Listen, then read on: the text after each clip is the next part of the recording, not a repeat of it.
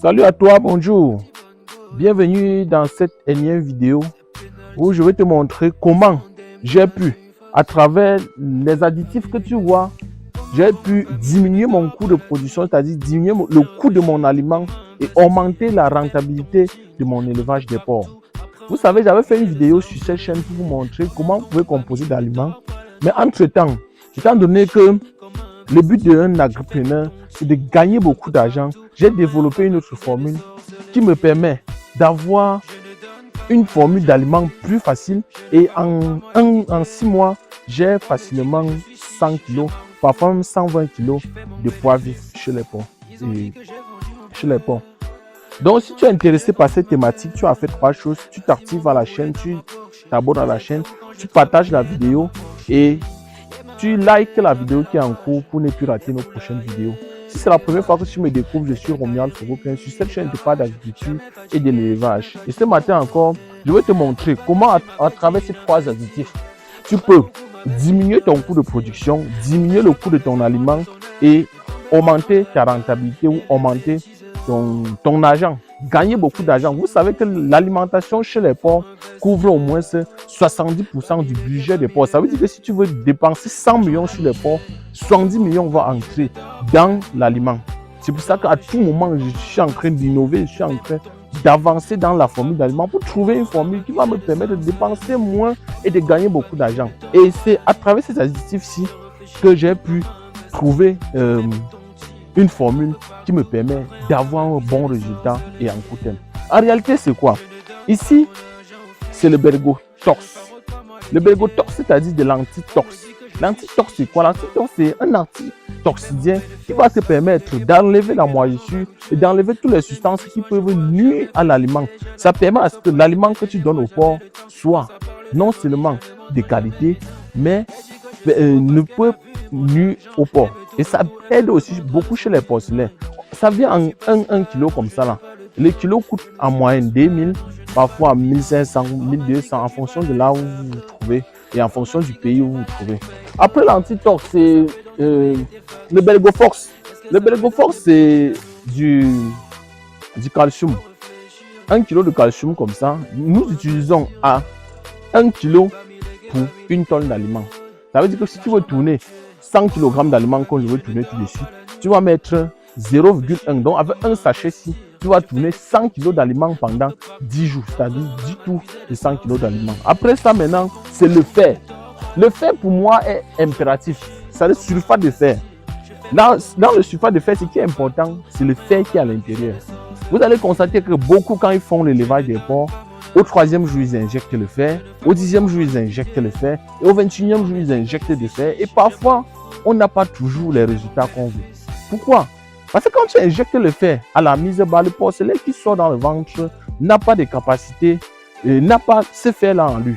Par contre, si tu mets directement ce sulfate de fer dans ton aliment, le porc en gestation aura la possibilité de nourrir son porcelet qui est dans le ventre avec ce fer-ci. À la mise bas, tu peux ne même plus injecter le fer au 3e jour, tu peux attendre le 10e et le 20e jour avant d'injecter le fer. Et si tu respectes même bien la dose, tu n'as pas besoin d'injecter le fer aux jeunes porcelets, que parfois c'est délicat parce que parfois les gars qui sont dans nos fermes ne maîtrisent pas la prophylaxie, ne maîtrisent pas les injections des produits chez les animaux. Donc je préfère le mettre dans l'aliment.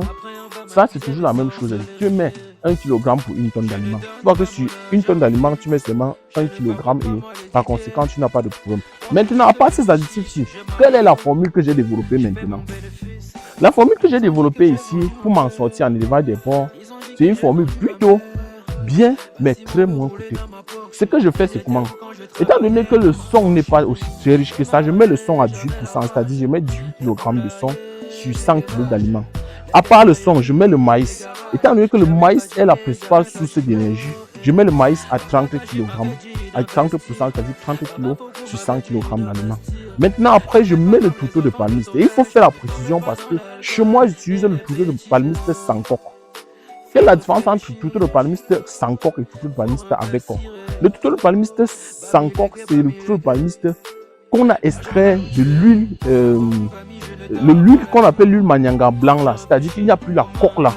La coque qui couvre la noix de palmiste, il n'y en a plus.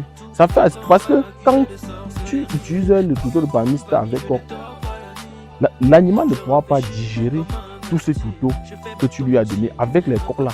Tous les coques là vont sortir sous forme de digestion et tu auras perdu beaucoup en aliments. Par contre, quand j'utilise un tuto de palmiste comme celui-ci, vous voyez qu'il n'y a pas les coques sur ça. Et par conséquent, tu vas avoir un aliment de qualité. Tu vas avoir une digestion de qualité.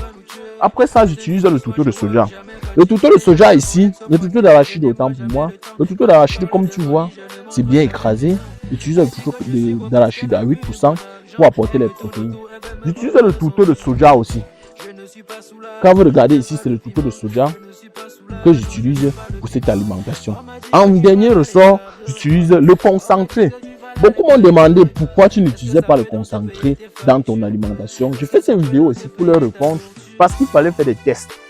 Quand j'ai testé utiliser le concentré, ne pas utiliser le concentré sur 2 vagues d'engraissement, j'ai constaté qu'en utilisant le concentré, je gagne au moins 10 000 par rapport que si je n'utilisais pas le concentré. Donc il faut faire toutes ces expériences. C'est pour ça que dans cette chaîne, je fais des expériences et je vous donne des résultats probants, des résultats sur le terrain qui vont vous permettre non seulement d'augmenter votre production, et aussi et surtout d'augmenter votre rentabilité. Après tout ça, il faut seulement faire un mélange homogène et après le mélange, tu as une formule d'aliments intéressant. J'espère que cette petite vidéo t'a été très intéressante. Je sais que ça t'a été beaucoup utile pour augmenter la production ou la productivité en élevage de porcs. Ce que tu as à faire, c'est partager la vidéo aux éleveurs de porcs, partager la vidéo dans des groupes pour permettre aux jeunes ou à tout investisseur qui est dans l'élevage de porcs, qui ne s'en sort pas, d'utiliser cette formule ou même de tester cette petite formule sur une vague de porcs et après, il pourra voir la rentabilité qu'il a eu là-bas et la rentabilité qu'il a eu avec l'ancienne formule qu'il avait et par conséquent, il peut facilement opérer un choix. Donc, il faut partager, il faut liker la vidéo, il faut t'abonner parce que beaucoup d'autres choses arrivent. On va parler de la prophylaxie, on va parler même des ventes des porcs, comment tu peux vendre facilement les porcs. C'était Roméa Fobukin. Ciao.